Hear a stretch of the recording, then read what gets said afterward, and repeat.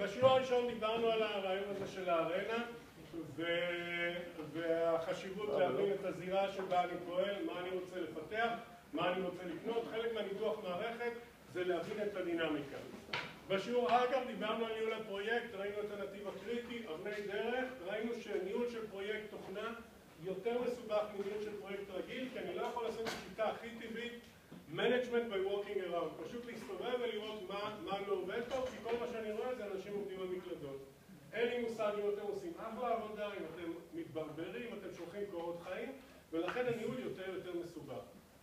ואת הדוגמה הזאת הראיתי שבוע שעבר, אתם זוכרים, הראיתי קודם את המלונות האלה? כן, רוצים שהכל יהיה שלהם. בדיוק, רק שנינו ראינו. הרעיון הוא, יש לי פה רשת בתי מלון, זה דוגמה לפרויקט, ואני חושב על ניתוח מערכות, היא אומרת היום, את הכרטיסים אתם קונים דרך כל מיני סוכניות, אני רוצה שאתם תקנו דרכי, ואז הם באים ואומרים, הנה זה מחזור החיים, אתם חולמים על חופשה בפריז, אתם בוחרים את הכרטיס, את המלון, אתם קונים, זה נתקע לכם בטלפון, אתם גרים, אתם מספרים בטריפאדוויזור, היה לי טוב, היה לי רע, ואתם רוצים לזכות בנגיד נקודות או מיילים או דברים כאלה, ואם אנחנו רוצים לדרוס את כולם. למה חשוב לי לציין את זה? כי לדעתי זה יעד לא מציאותי לחלוטין. זאת הרעיון הזה לרמוס פה 1, 2, 3, 4, 5, 6 אפליקציות, לא נראה לי שיש סיכוי טוב לרמוס את כולם, אבל לא משנה, זה היעד של מנכ"ל של רשת מלונות, מספר רשתות מלונות, אז הם קונים אפליקציה, וסביב האפליקציה הזאת הם עושים Project Management Office, ובזה קוראים פרוגרם, שזה אוסף של פרויקטים, יש בפרוגרם הזה 8 פרויקטים, לכל אחד מהפרויקטים יש ועדה של כל הפרוגרם, יש ועדה לכל פרויקט, יש מנהל לכל פרויקט חוץ מהסינפון הזה שעוד מחפשים אותו, ויש יעדי ביצוע כמותיים, אוקיי? היום 35% מכם מזמינים כרטיס באינטרנט, אני רוצה זה לחצי, דרך המובייל, אני מאוד מאוד שמח, אתם מגיעים פתאום לרומא, באוטוסטרדה אני רוצה שתזמינו מלון ולא תיכנסו לעיר ופתאום תתאפסו באיזה מלון, 12% אני רוצה ש40 מכם, כמה מכם חברי מועדון, היום זה רבע, אני רוצה 40, וכמה מזמינים דרך המערכת הזמנות של המלון, אני רוצה שמ-60 זה יעלה ל-70. איך אתה יכול לקבוע מה היעד ריאליסטי בכלל? אני אגיד לך למה זה מאוד מאוד חשוב.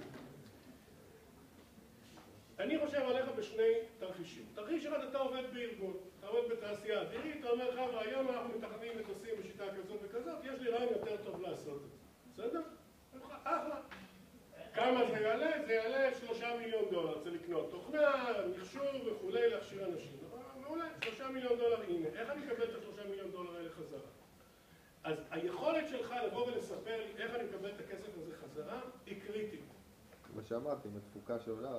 בדיוק, זה מה שדיברנו פה, תפוקת קורה, זה בדיוק הנושא שאני מדבר עליו. זאת אומרת, אתה חייב לקחת ולתרגם איך מה שאני עושה מוחזר לי, אם אפשר, עם רווח. זה מה שדיברנו בשיעור שעבר. כן, אבל אתה יכול לקבוע צפי שהוא ריאלי. אז קודם כל בוא נסכים שאתה חייב לעשות את זה. עכשיו השאלה, איך עושים את זה? אתן לך דוגמה.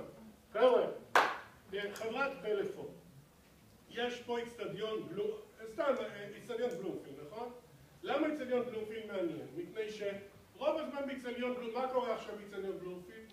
כלום, נכון? הדשא צומח, העכברים אוכלים אותו, זה מה שקורה, כלום. זאת אומרת שהאנטנות סלולר של פלאפון בבלומפילד מספקות מעל ומעבר, נגיד זה הביקוש, זה כמה שיחות שאני יכול לקנות. אבל כשיש משחק, פתאום יש המון אנשים, יש איזה גול, מישהו יורד למגרש, כמו שהיה הבחור מהפועל שפוצץ לשחקן אותה. אין זהבי. אין זהבי בדיוק, שחברים טובים שלי מימנו את ההגנה המשפטית. מה? פואד, בדיוק. אז חברים טובים שלי מימנו את ההגנה המשפטית, יורד פואד, מפרק את זהבי לחתיכות קטנות, כולם מצלמים, מערים את זה לאינטרנט, פתאום הביקוש עולה. עכשיו אני אומר, איך אני מתמודד עם זה? אחת הדרכים להתמודד, להביא משאית עם אנטנה תגבור. זאת אומרת, להגיד, רוב השנה מספיק לי הקיבולת הזאת, שיש משחק, אני מביא משאית שמוסיפה לי עוד שיחות. עשינו חשבון כלכלי של הדבר הזה, ויצא שאני מפסיד על זה. האם זה אומר שאני לא אעשה את זה? למה אני מוכן להפסיד? כי אם הוא לקוח של סלקום, והוא מעלה את התמונות של פואד מפרק את זהבי לגזרים, והוא לקוח של פרטנר, מעלה תמונות, והוא לקוח של פלאפון ויוצא טמבל, שווה לי שזה יעלה לי 5,000 שקל, תחשוב על החלון הכי קטן בפרסומות שלו בטלוויזיה, שווה לי להפסיד על המשחק הזה 6,000, 8,000, סכום מסוים שאני אגיד לך עד ל-8,000, אני מוכן להפסיד מעל ל10,000, לא בחשבון. אתה איתי? זאת אומרת, אתה לא חייב להרוויח כסף על כל דבר. אני יכול להגיד שווה להפסיד 5,000 שקל ושהלקוח שלי במגרש לא יצא פרייר כי החברים שלו מעלים את הסרט והוא יוצא טמבל. זה לגיטימי, אבל אתה חייב לבנות סיפור, וסוד ההצלחה שלך בחיים מהיכולת לבנות את הסיפור הזה. אז זה המצב שאתה בתוך החברה. במצב אחר אתה בעלים כל החברה, אתה אומר לפלאפון, תראו חבר'ה, יש לי פה פרויקט בשבילכם. אני חושב שסיפרתי את הפרויקט הזה של בזק, שמחפשים מספרים ב-144? לא. לא. בזק, אתם מכירים את הקטע הזה, אתם מחפשים מספר טלפון ב-144, זה מין שוד כזה, זה 6 פעימות מונה או משהו הזוי כזה. עכשיו, אז בזק מאוד אוהבת את זה. עכשיו, מה הבעיה? הבעיה היא שלפעמים אתה מחפש מספר ואני לא מוצא אותו במערכת. למשל, אתה מתקשר, אתה אומר, מה המספר של קוקה קולה? אני מסתכל ואומרת, אין קוקה קולה, כי אצלי זה רשום בתור החברה הישראלית למשקאות. אני פעם התקשרתי, יש בית ספר למחשבים שנקרא סלע. לא, אתם מכירים, ליד זה קניון עזריאלי. לא עזריאלי, ליד קניון איילון. התקשרתי ל-144, הייתי בדרך לסלע, רציתי שהם ישמרו לי מקום חניה. 144 אומרים, אין סלע. אני אומר, תחפשו מכללת סלע, תחפשו סלע אקדמי, מה שהם לא מצאו. עכשיו, אני יודע שסלע קיימת. ואז בא נס מערכות, ואומר להם, אני אפתח לכם מערכת יותר חכמה, שתשדרג את כמות השיחות שאתם מחמיצים, תהיה יותר קטנה, ותחלקו איתי את הרווח. זה דבר שקל לך מאוד למכור. אם אתה בא אליי ולשאול, לא עולה לך שקל.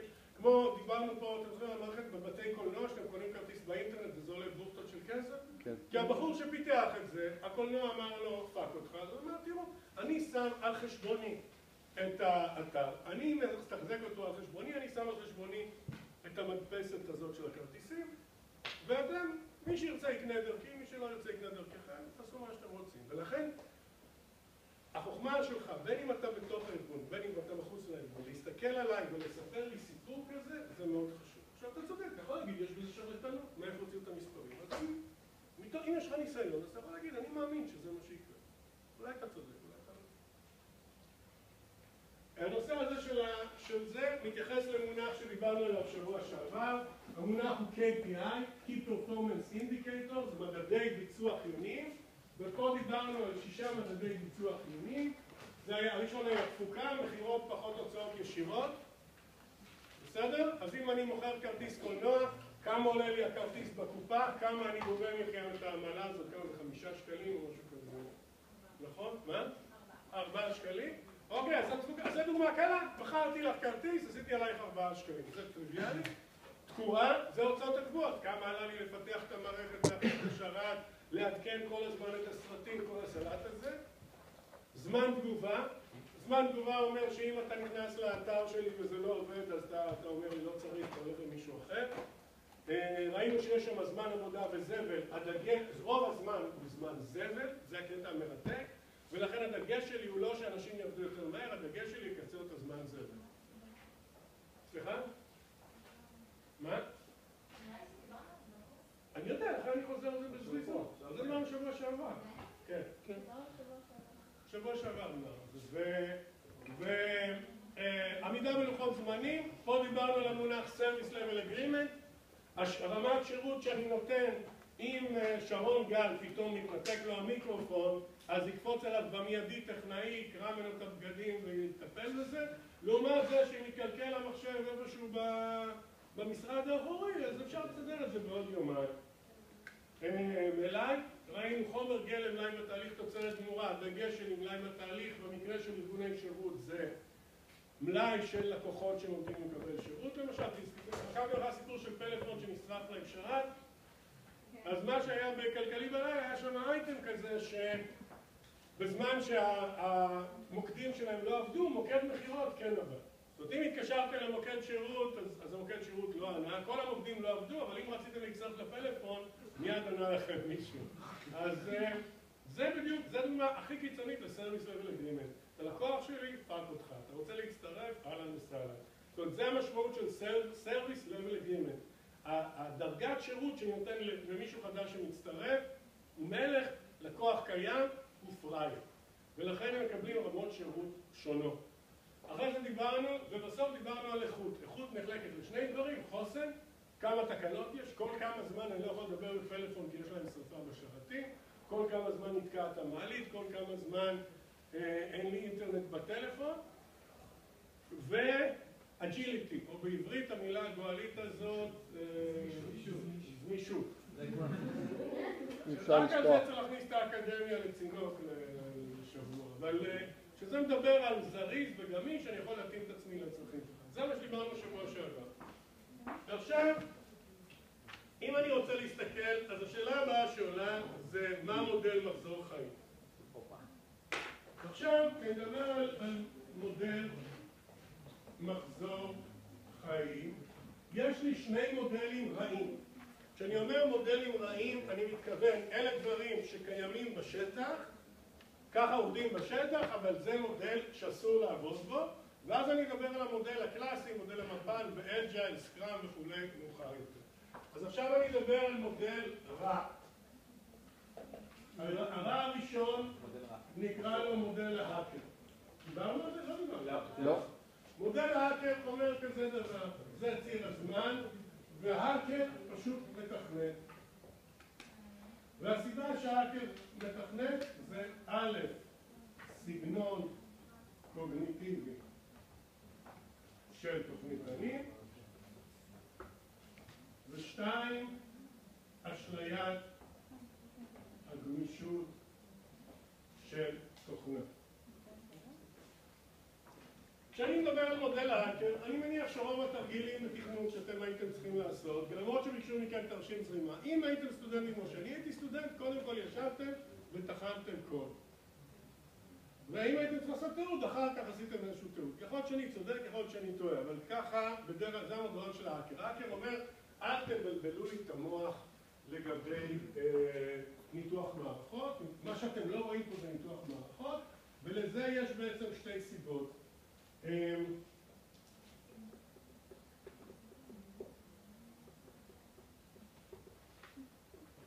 יש סדרה של ספר, היה ספר שנקרא The Psychology of Programming, שניסה להבין במה תוכניתנים שונים מאנשים נורמליים בעולם. וכשמדברים על סגנון קוגניטיבי אומר שאנשים שונים, נניח שלכולנו יש אותו IQ, עדיין אנחנו ניגשים לבעיה בצורה אחרת. למשל, רואה חשבון ניגש לבעיה בזה שהוא רוצה לראות מספרים, חשבוניות, נתונים פרטניים, ועוד שנגיד מוזיקאי ניגש לנתונים בצורה אחרת לגמרי. אתם איתי? כן. אז אם אנחנו מדברים על תוכניתנים, הסגנון של תוכניתנים מאופיין, יש להם שני דברים יוצאי דופן. הראשון, הצורך בתקשורת בין אישית יותר נמוך מהממוצע באוכלוסייה. זאת אומרת, יש לי ידידה שהיא פסיכולוגית טיפולית בעמק הסיליקון, היא אומרת ששם כמות הילדים האוטיסטיים היא אינסופית. זאת אומרת, מה אני מתכוון בזה? זאת אומרת שאם יש לי חבר שהוא איש מכירות ומתחיל את היום שלו בזה שהוא מרים טלפונים ללקוחות וקובע איתם פגישות והולך וזה כיף בשבילו, כשלי הייתה חברה ואמרתי לכל התוכניתנים שלי, יום אחד בשבוע תרימו שיחת טלפון אחת ללקוח, תראו מה הוא חושב, אף אחד לא עשה את זה כולל אני. זאת אומרת שמה שנראה לבן אדם אחד כיף, לבן אדם אחר זה סיוט. ולהפך, אם חבר שלי הייתי אומר לו, הנה יש פה מרתף, תשב, תתכנת פה במרתפים, הוא גם היה רוצה למות. אז מה שמאפיין תוכניתנים, הצורך בתקשורת בין אישית הוא יותר נמוך. ולכן, למשל, איך אני הגעתי בעצם, איך התדרדרתי לתכנות? היה ספר שקראתי, שקראו לו זן ואמנות החזקת האופנוע, ושם מתואר מתכנת, הוא רוכב על אופנוע הרלי דייווידסון ענק בארצות הברית, הוא מקבל את הדרישות דרך האינטרנט, הוא כותב בעצם את הקוד שלו, הוא לא רואה את אף אחד. אתם יודעים? תחשבו שאתם באוסטרליה, רוכבים על אופנוע, אתם עוצרים מתחת לעץ איזה יומיים, כותבים איזה קוד שם מול הגן, ממשיכים לדור, ואתם לא רואים את אף אחד, הכסף עושה לכם קצ'ינג בבנק, ואתם מבסוטים. עכשיו, זה בלוף, נכון, אוקיי? אין לי אופנוע, יש לי מי או 100, זאת אומרת, באמת החיים הרבה יותר מכוערים ממה שהספרים מספרים, אבל זה הרעיון, זאת אומרת, מבחינתי זה נראה לי תענוג לא נורמלי, לא לראות אף אחד מהם. עוד בעיה בתקשורת בין אישית, שבהרבה מקרים, נניח האינטליגנציה שלכם אולי יותר גבוהה מאינטליגנציה של לקוח. ונתקלתי בזה פעם בחיפה, היה שם בחור שעשה המון כסף מפלאפל. היה לו דוכן פלאפל ענק בהרצל פינת לוין. הוא עשה המון כסף, והקטע שלו היה מכונות משקאות, היה לו מיצים כאלה מאינפרה אדום עד אולטרה סגול, כל הצבעים של המיצים. ודבר אחד הטריד אותו שגונבים אותו. זאת המחשבה שאני קונה פלאפל, והוא את הכסף של הפלאפל שם בקופה ואת המיץ הוא לוקח לכיס. אז הוא רצה מערכת שתנטר, תזכור בדיוק כל אחד כמה הוא מכר מכל מיץ. לתקשר עם בן אדם כזה זה לא פשוט. גם להסביר לו שמערכת כזאת בחיים לא תצדיק את עצמו. בחיים, הרי המיץ הזה זה כלום, נכון? מה זה? זה ככה סוכר וככה צבע מאכל וכלום. זאת אומרת, בחיים לא תצדיקו את זה. אז לכן בהרבה מקרים תראו, עזוב אותך, אני אשב, אני אתכנת, כבר יהיה בסדר. המרכיב השני זה אשליית הגמישות של תוכנה. בניגוד לבניין, זאת אומרת, אין מצב שהארכיטקט יגיד למכללה, תראו, אני אבנה את הבניין, אם אתם לא רוצים, אני אוריד את הקיר הזה, אין מצב כזה. אבל תוכנה, התחושה היא שזה כמו סמוכתה כזאת, אתה לא רוצה, אני אשנה את זה לפה, אני אשנה את זה לשם, זאת אומרת, זה משהו שנורא קל לעצב אותו.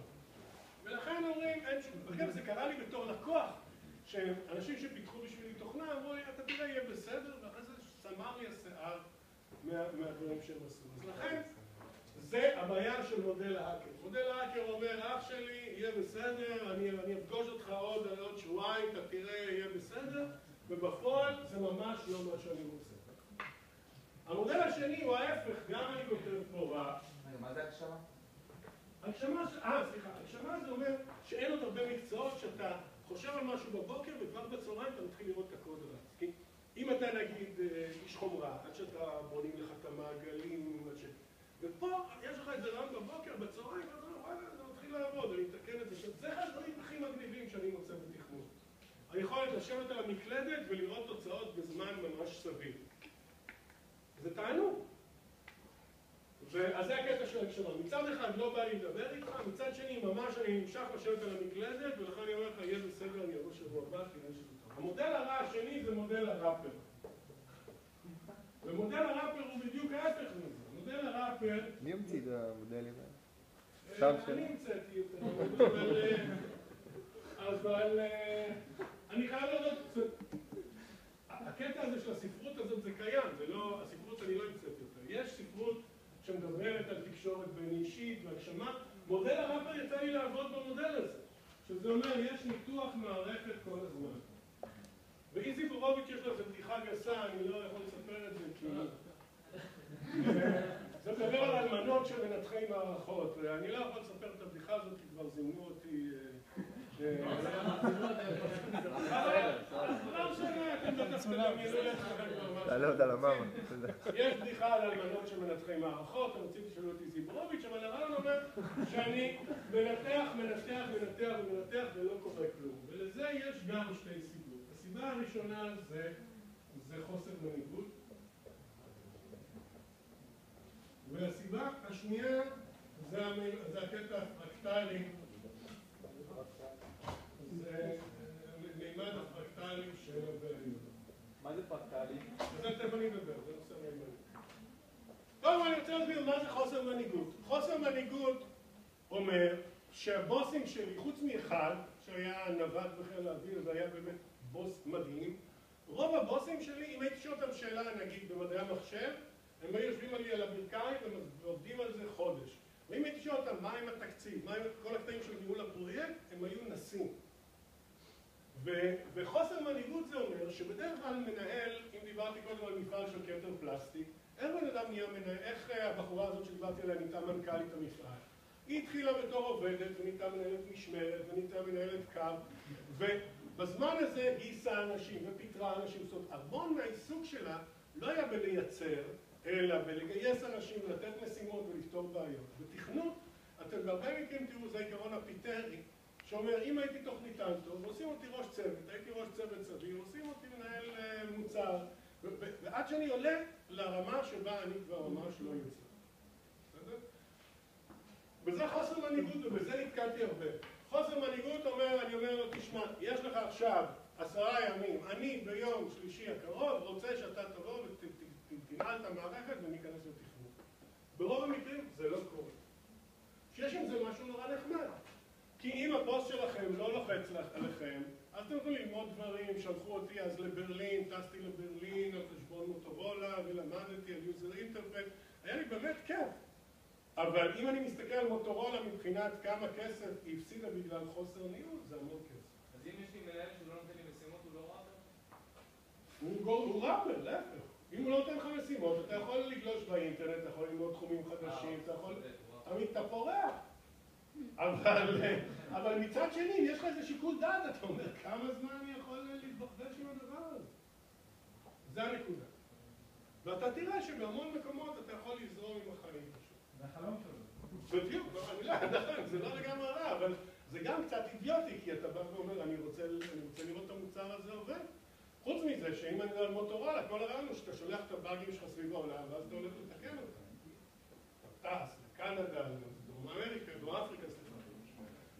מה זה הקטע הפרקטלי של בעיות? בדרך כלל, כשאני לומד בעיה, שימו לב, בדרך כלל אם זה ציר הזמן, וזה עקומת הלמידה שלי, הלמידה נראית בדרך כלל כך.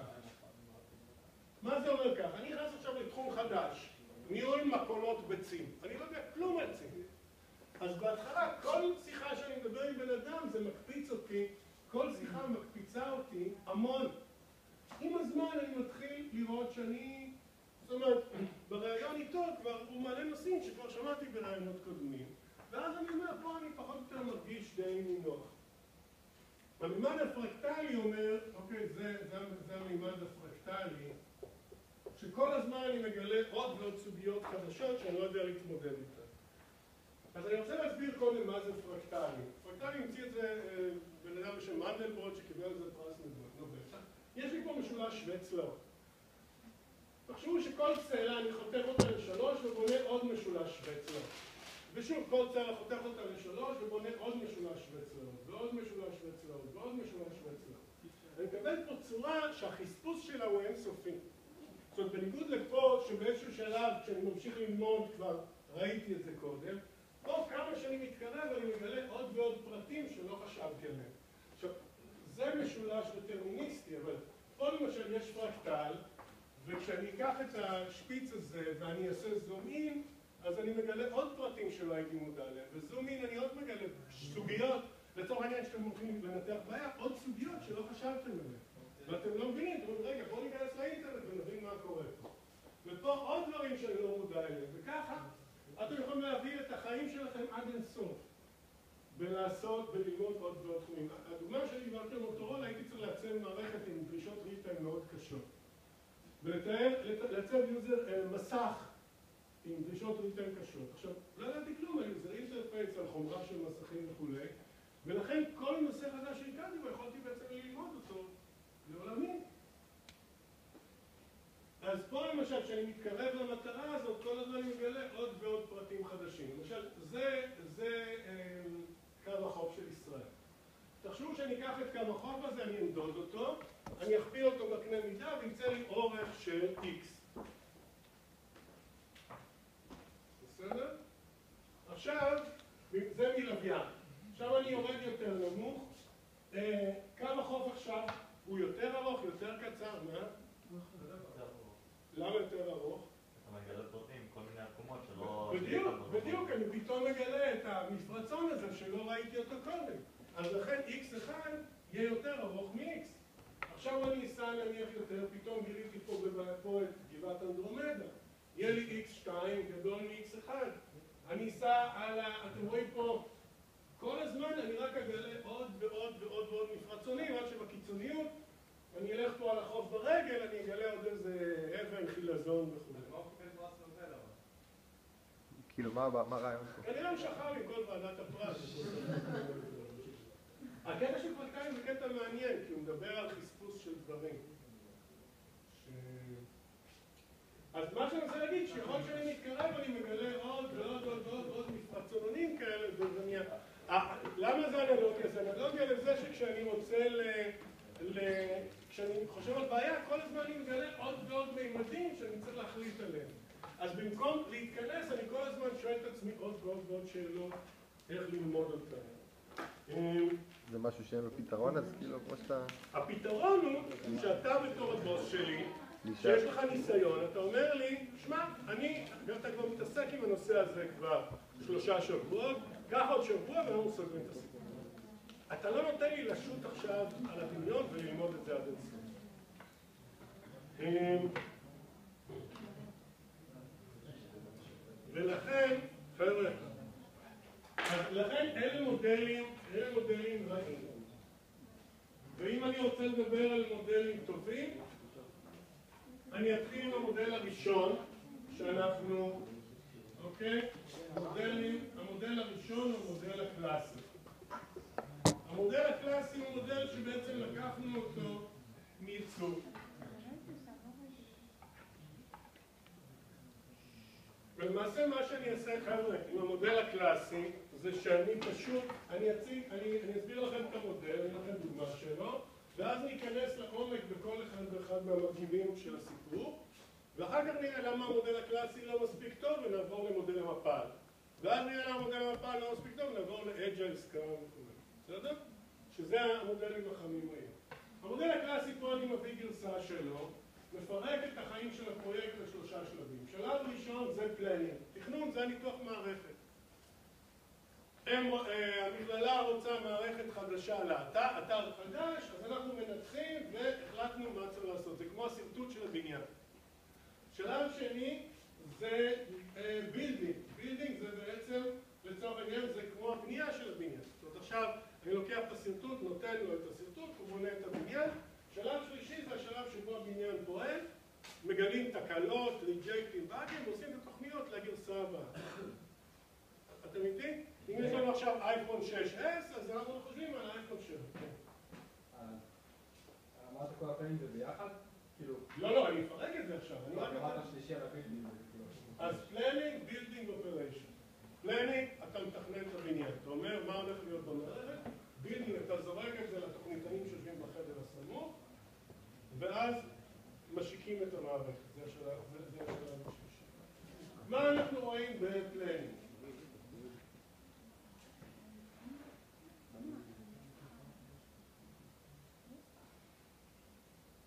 אז השלב הראשון בפלנינג זה איזון הפרויקט. איזון הפרויקט, זה בדיוק, כשראיתי את הדוגמה של המלון, זה איזון הפרויקט. אז בא מישהו ואומר, אני רוצה שאחוז, נגיד 40% מכם, תיכנסו לאתר שלי ותזמינו את המלון, ואז אולי דרך זה אני אשכנע אתכם גם להזמין רכב להשכרה דרך המלון, ודרך זה אולי תזמינו גם טיול לגליל דרך המלון. אתם איתי? זה האיזון. ואם יעזור אני מדבר על יעדים ועדיפויות, אילוצים, הנחות ומדדים כמותיים של הצלחה. המדדים כמותיים זה מה שדיברנו פה, Key Performance Indicator, זה 6 המדדים שדיברנו עליהם בשבוע שעבר. זאת אומרת, כשאתם יוזמים את המערכת, אתם מספרים לי. שלב שני, תעזוב שם את הפלאפון. שלב שני, אני רוצה להבין בשלב ראשוני, זה להבין את המערכת הקיימת.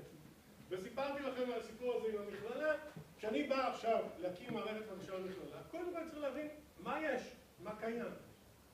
ובמה שקיים אני בא ואומר, יש פה קטעים שהם מזעזעים, יש קטעים לא רואים בכלל. אז מה, אני אתנפל, אני קודם כל אוריד את כל הבניינים, ואז אני אחשוב מה לעשות. קודם אני אומר, זה סביר, בוא נשאיר את זה, וזה מזעזע, בוא נתקוף את זה במיידי. אז זה קטע של ללמוד את המצב הקיים. פלט, קלט, מעגלים. למה אני אוהב את הסדר הזה של פלט, קלט, מעגלים? כי כל איש, אם דיברתי קודם על הקושי הזה בתקשורת, כל איש עסקים יכול להגיד לכם איזה פלט הוא רוצה. אוקיי? אתם לקוחות שלי, הפלט שאני רוצה לדעת זה, הנה מישהו סיפר לי על איזה רשת חנויות שרוצה לזהות שיש לכם תינוק בבית. זאת אומרת, נניח שאתם, למה, נכון משפיעים עלינו בהמון חנויות להיות חברי מועדון? כי אם אני עכשיו נכנס לסופר פה וקונה מה שאני קונה ומשלם, הוא לא יודעים מי אני. אבל אם אני חבר מועדון, אז תחת השם אלכס קומה יש להם רשימה של הקניות שלי. עכשיו אם רואים שברשימה של הקניות שלי יש לי חיתולים, מטרנה, איזה מרכיבים, אז אומרים, יש פה תינוק. ואז, ברגע שאני יודע שיש תינוק, אני מציע לכם דילים על מוצרים לתינוק. עכשיו, אני מניח שרובכם אין לכם תינוק, ולכן להציע לכם דילים, אז לרובכם יותר הגיוני להציע לכם דילים על בירה. או על משהו שיכול לעניין אתכם.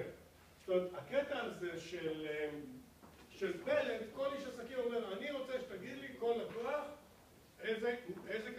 מה מעניין אותך? לקטלג את הלקוח. לקטלג, בדיוק. עכשיו, אם אתה אומר, אני רוצה שתעזור לי לקטלג את הלקוח, אז ברור שיודע להגיד לי איזה קלט הוא ישתמש בו. אז הוא אומר, אתה יודע מה, הם חברי מועדון, יש לי את ההוצאות מהקופה, אני יכול להצליב את זה. אחלה. ועכשיו יש לי פה, אני מתכנן את המאגרים, אני מתכנן את הדאטה הזה. בסדר? זה מודל, הסדר הזה תחשבו עליו, זה עובד יפה מאוד. קודם כל, מה אתה רוצה לקבל? אתה יודע מה אתה רוצה לקבל? איזה נתונים אתה נותן לי בשביל להוציא את זה? ועכשיו אני מארגן את זה באיזשהו אופן. חקר ישימות. חקר ישימות זה החלק שבו אני חושב על חלופות. אנחנו קוראים לזה שעון חול. כי ברגע שחשבתי על בעיות, למה קוראים לזה שעון חול? כי פה אני מדבר על חלופות. חלופות, אני מדבר על זה באופן יותר מסודר, באנגלית קוראים לזה make or buy.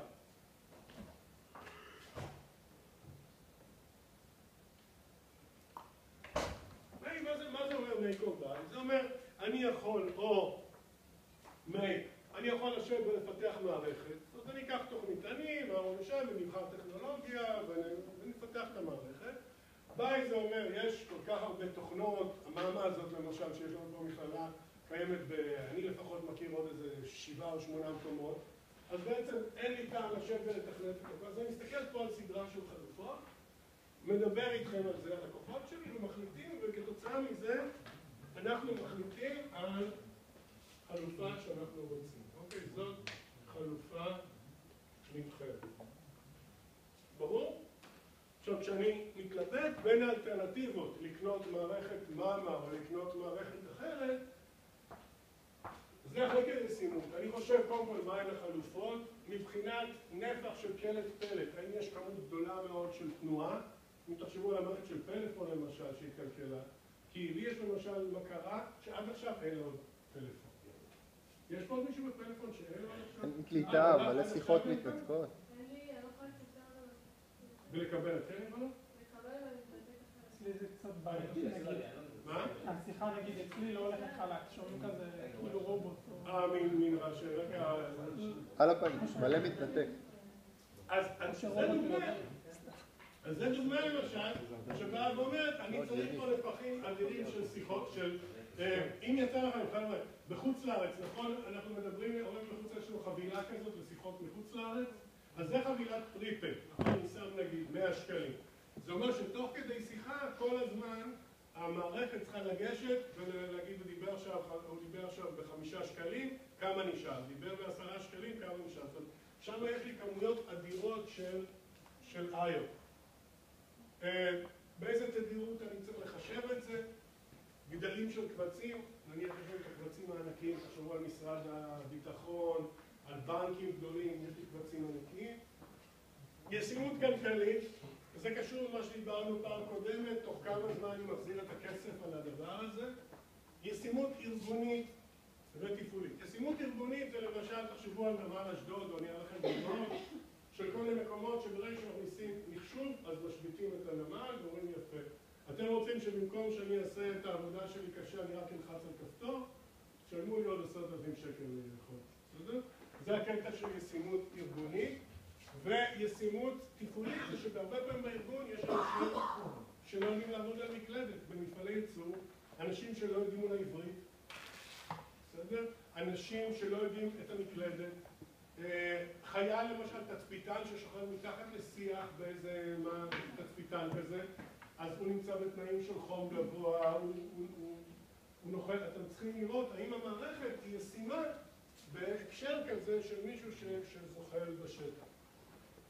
ישימות טכנולוגית, האם מה שאני מציע ישים מבחינה טכנולוגית? הדוגמה הכי קלה, אם אתם רואים תרגומים בתחתית של סרטים, יש את התרגום האוטומטי הזה, אז המון פעמים הוא עושה טעויות אם שמתם לב לזה, אני גם אראה את זה עוד מעט. לפעמים הוא מדייק, אתה מתכוון. מה? לפעמים הוא פוגע, זה בדיוק הפוך.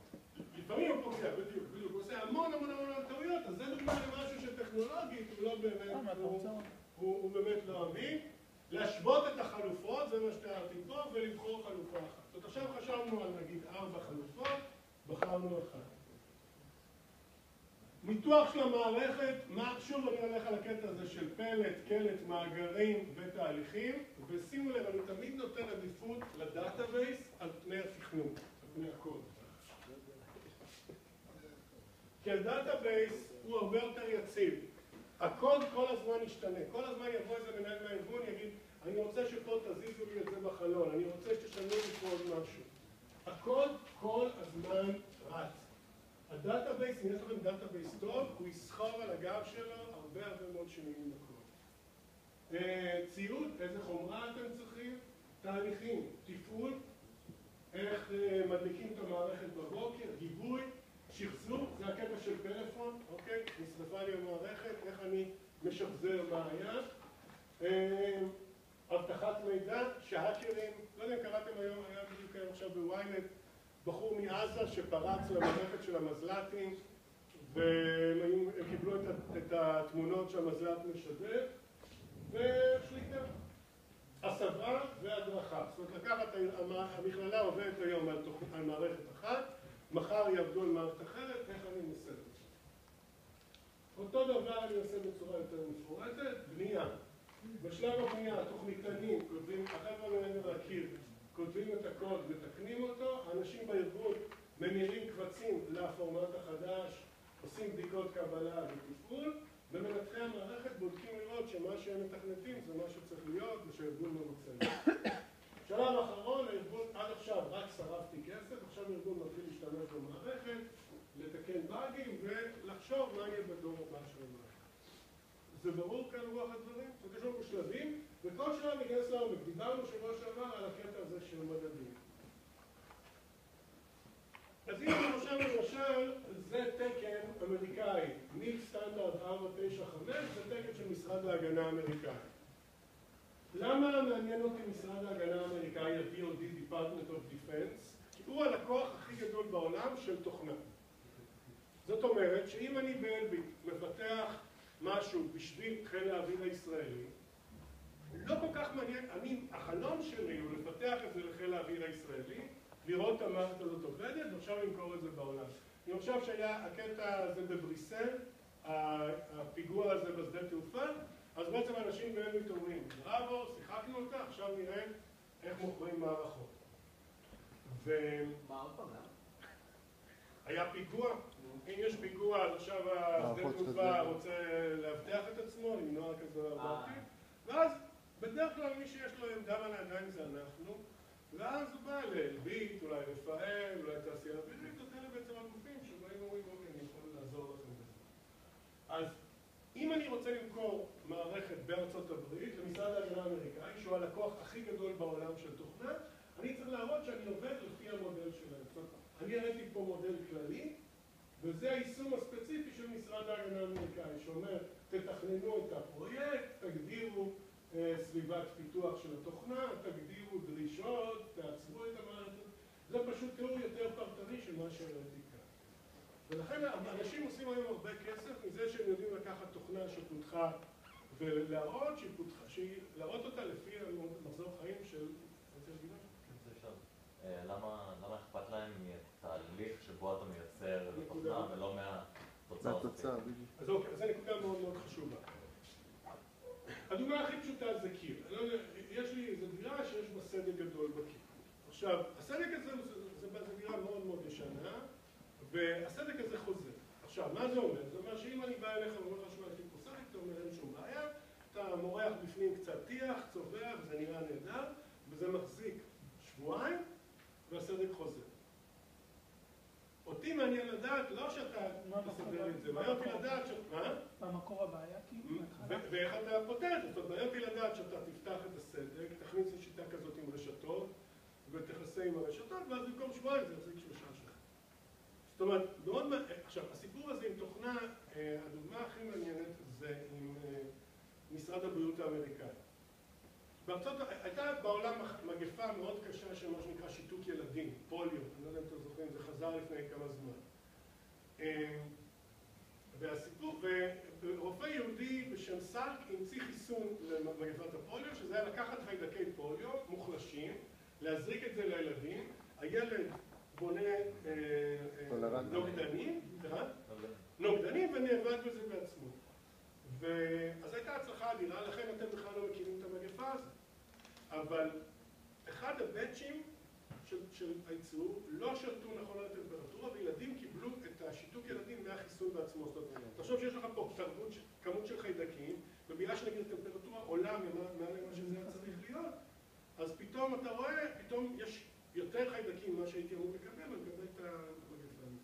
ולכן, מאז המשרד הבריאות האמריקאי, ה-FDA, Food and Drug Administration, אמר, לא מספיק שתראה לי את הנוסחה, אני רוצה שתראה לי איך אתה מפתח את התוכנה כדי שלא יהיו פאקים כאלה. זאת אומרת, שלא יהיה פאק שבתהליך שלך פתאום הטמפרטורה תברח והתוכנה לא תשים לב.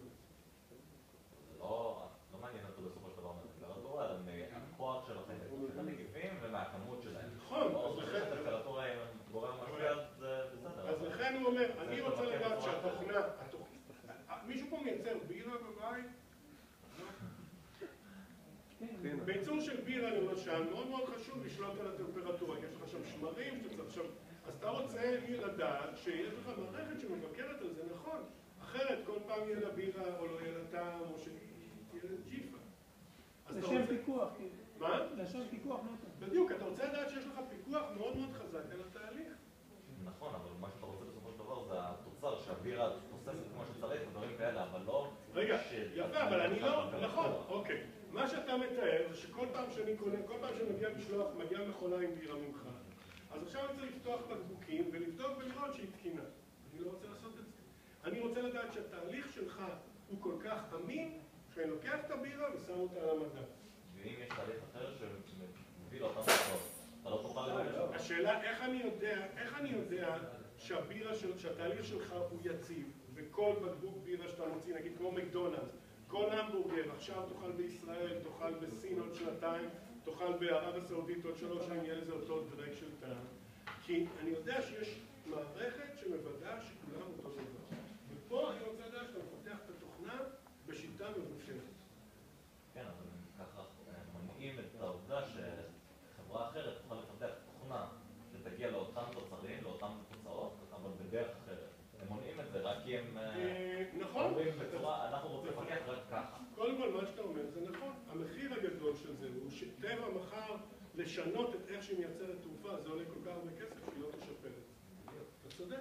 אבל משרד ההגנה האמריקאי הוא כל כך בטוח בעצמו. אגב, מה שאתה אומר זה נכון. אבל הם אומרים, אני בעל המאה, אתה תפתח את התוכנה כמו שאני אומר לך. זה לא רוצה. לא צריך, אתה לא חייב למכור לי תוכנה. זה מה שאני רוצה. עד שהם יפניעו לתור זה את האג'ייל, אז הנכדים שלך יהיו טכניקאים. אבל הם כאלה מונים קטנות בסופו של דבר. נכון, אבל הרעיון אומר, אני לא רוצה לוודא שאתה לא עובד כמו חאפר. ההנחה שלהם היא לא שאתה יותר טוב מהם, ההנחה שלהם שאתה חאפר. המטרה שלהם היא לנפות את החאפר. יש דרך אחרת ללא איזשהו... אני אמרתי לך, שוב, אני מסכים איתך, אבל הם יוצאים מתוך הנחה שהם יודעים איך אתה עובד, ושאם אתה לא עובד בשיטה הזאת, אתה תמת. זה התפיסת עולם שלהם. אגב, בארץ יש אותו דבר, יש נוהל מפתח. נוהל מפתח, נתקלתם בזה? עכשיו, נוהל מפתח זה נוהל דרק, אבל יש לו 2 יתרונות. א', אתם ניגשים למכרז, אתם לא יודעים מה לכתוב, יש לכם איזה בסיס. ושנית, הוא עוזר לבחור אלטרנטיבות. איך נהיה נוהל מפתח? למה נוהל מפתח חייב להיות דרק? כי החבר'ה במתודה, כדי לשכנע את הצבא ואת חברת חשמל ומשרדי ממשלה, כולל אותי, אז הם הלכו ודפקו על דלתות ונתנו לאנשים מחזיקי מפתחות. ואז אתה רואה שיש בזה המון קבצים לוגיים ופיזיים ומילון כזה ומילון כזה, לא, זה פשוט מגוחך. אבל זה מה שהמון גופים דורשים ממך. אז אם אתה רוצה למכור לגופים שנגיד כמו חברת חשמל, אין לך מנוס אלא לעבוד בשיטה. מה זה השיטה הזאת? זה אומר שכשאתה תיתן לי, אתה עשית ניתוח מערכת, כשאתה תיתן לי ניתוח, אז אני יודע בדיוק מה יהיה בסעיף 2.14. אני יודע בדיוק מה הערך, מה? כאילו מילונית למה שעשיתי כאילו? בדיוק. נניח שהוא עכשיו הקים מערכת, נגיד הוא הקים מערכת לטלופן, אז אם אני אומר לו, אתה חייב לעבור לפי נוהל מפתח, אז הסעיף, המימד הכלכלי יהיה תמיד פרק 5. אז אני לוקח את הפרק 5, נותן אותו לאיש הכספים שלי. אתה מפתח מערכת לגבייה, לדוחות של פקחים, סעיף 5 יהיה סעיף הכספים. זאת אומרת, אני יודע שבכל תיק ניתוח שאני אקבל מכל אחד מכם, לא משנה איזה מערכת, אני יודע 5 זה כספים. סעיף 3 יהיה לי פה את הדאטאבייס. או 2 יהיה לי, זאת כל נושא שאתה מחפש אותו, נגיד הוא אחראי על סייבר, הוא יודע איפה נמצא סייבר. אתה אחראי על דאטאבייס, אתה יודע איפה נמצא סייבר.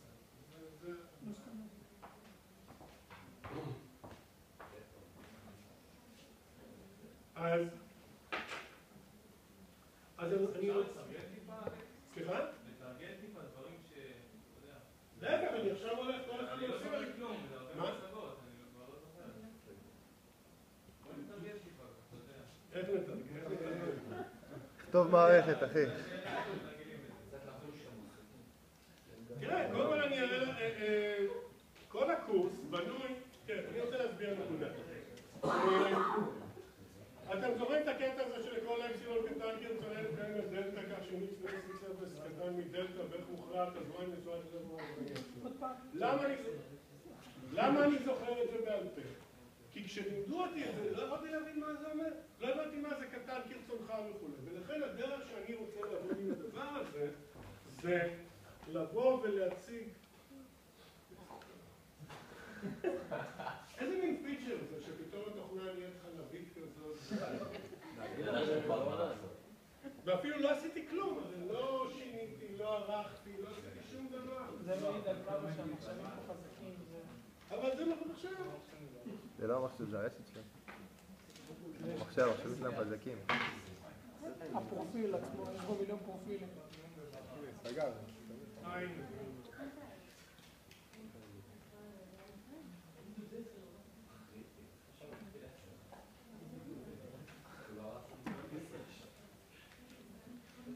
זה מעצבן זה.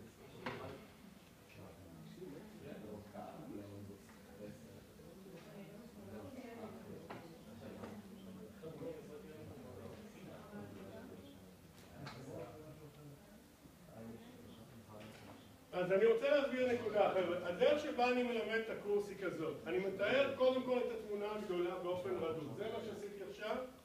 ואחרי שאנחנו רואים את התמונה הגדולה באופן רדוד, אני צולל בתחומים שונים. אז אם דיברנו למשל על מדדים, נכנסתי לעומק של המדדים. אז עכשיו אני רוצה להראות דוגמה. זה מחשב תקוע.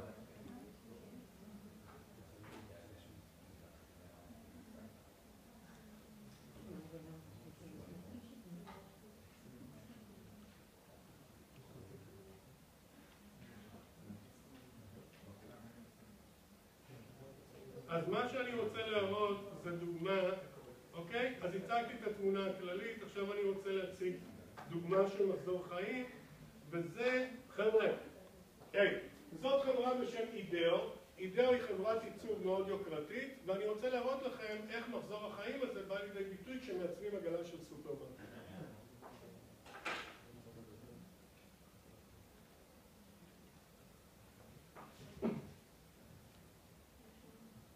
The shopping cart and completely redesign it for us in just 5 days. יש להם 5 ABC ימים. News correspondent Jack Smith tells us what happened next. 9 in the morning, day one, and these people have a deadline to meet. So, welcome to the kickoff of the Shopping Cart project. This is Palo Alto, California, in the heart of Silicon Valley, and these are designers at IDEO, probably the most influential product development firm in the world. IDEO has designed everything from high-tech medical equipment to the 25-foot mechanical whale in the movie Free Willy, and the first computer mouse for Apple. Smith's ski goggles.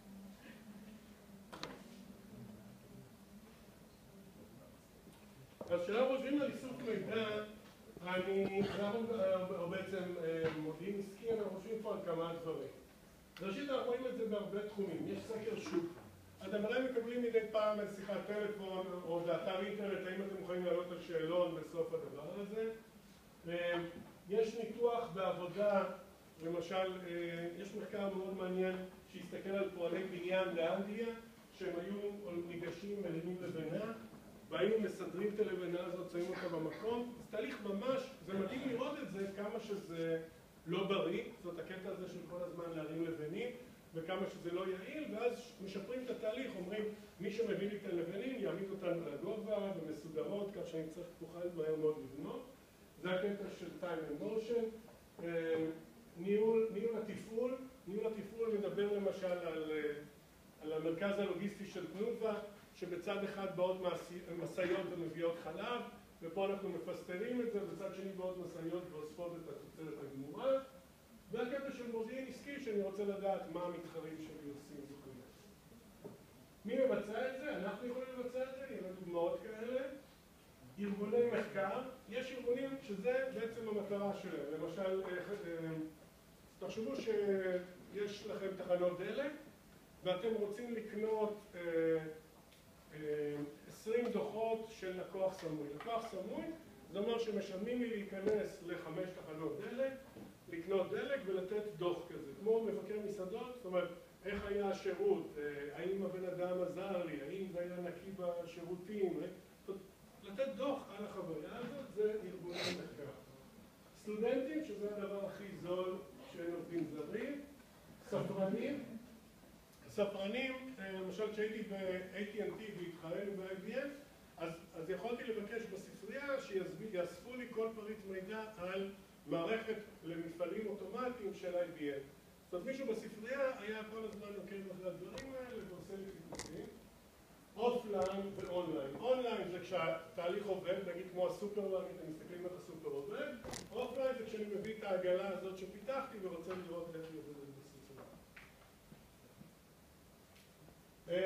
ממי אני רוצה לקחת מידע? מהלקוח. הלקוח זה מי שמזמין ממני את הג'וב, כמובן אם הוא משלם לי על העבודה, אני רוצה לדעת מה מעניין אותו כי אני רוצה לרצות אותו. בעלי עניין זה יכול להיות למשל אנשי מחשב בארגון. בהמון מערכות, תחשבו שאני מפתח עכשיו מערכת לספרייה, אני צריך להתממשק מול מערכות המידע של המכללה לדעת מי סטודנט ומי לא. ובהרבה מקרים אנשי מערכות מידע מטרפדים דברים, קוראים אני לא אתן להם את המידע הזה, אני לא סומך עליהם.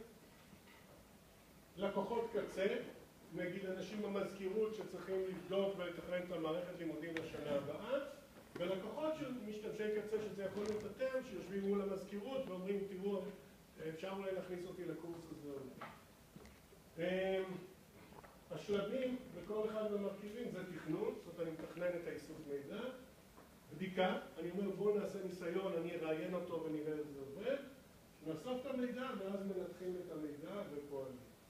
המקורות, אני מדבר על 4 מקורות. הראשון זה בעצם, זה מסמכים, שזה בעצם האינטרנט בעיקר. השני זה רעיונות. השלישי זה תצפיות, זה מה שראיתם שם עם העגלות שעושים, והרביעי זה סקרים שאנחנו רואים שקורים.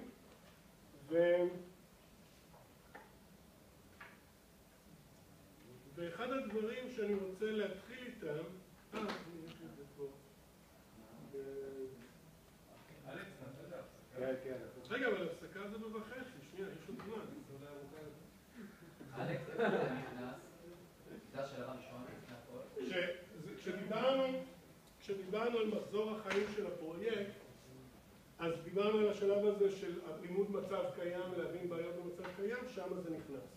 זאת אומרת, אתה מדבר על מערכת שאתה לא מבין בה שום דבר, כמו הדוגמה הזאת, הם רוצים לתכנן מערכת עגלת קניות, אז הם הולכים לסופר ומראיינים אנשים, ראית, יש לנו אחד שאמר שהעגלות האלה רצות נורא מהר ברוח, מישהו אחר דיבר על זה שגונבים אותה, מישהו דיבר על זה שנופלות עם התינוק, אז שם אתה אוסף את המידע מהר הבעיות. מה שראית בסך הכל, הם לקחו מהעגלה המקורית מרכיבים ועשו עליה שינוי. אז בשביל זה אתה רוצה להבין. עכשיו, האיסוף מידע לא קורה רק בתחילת הפרויקט. יש לנו לימוד מצב קיים, איתור בעיות במצב קיים, זה מה שראינו, זיהוי חלופות, השוואה של החלופות. אני אומר לכם, תראו חבר'ה, אתם הלקוחות שלי, יש אפשרות אחת שניקח מערכת קיימת ונשפר אותה, אפשרות שנייה שנבנה מחדש, אתם צריכים להחליט שאתם משלמים. השוואה של החלופות, בחינת חלופה, הערכה של הטיפוס. בניתי עכשיו, כמו העגלה שראיתם שהם ייצבו, זה הטיפוס, קוראים לזה מוקה. אז אומרים, מה אתם חושבים על הדבר הזה? אומרים, אוקיי, זה נחמד עם הגלגלים, אבל אני לא אוהב את המרכיב הזה שכל בן אדם סורק לעצמו, למשל, וכן הלאה.